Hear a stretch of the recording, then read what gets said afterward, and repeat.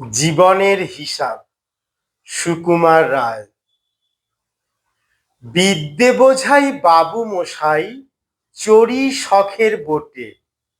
মাঝিরে কন বলতে পারিস, সূর্যি কেন ওঠে? চাঁদরা কেন বাড়ে কমে, জোয়ার কেন আসে?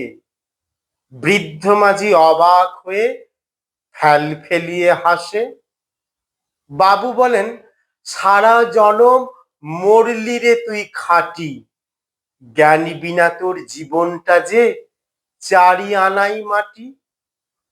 খানিক বাদে কহেন বাবু, বল তো দেখি ভেবে, নদীর ধারা কেমনে আসে পাহাড় হতে নেমে? বলতো কেন লবণ পোড়া সাগর ভরা পানি? মাঝি সে কয়, আরে মশাই, অত কি আর জানি? বাবু বলেন, এই বয়সে জানিস নেও তা কি? জীবনটা তোর নেহাত খেলো অষ্ট আনাই ফাঁকি। আবার ভেবেন কহেন বাবু, বলতো রে বুড়ো, কেন এমন নীল দেখা যায় আকাশের ওই চূড়ো? বলতো দেখি, সূর্য চাঁদে গ্রহণ লাগে কেন? বৃদ্ধ বলে, আমায় কেন লজ্জা দিছেন হেন?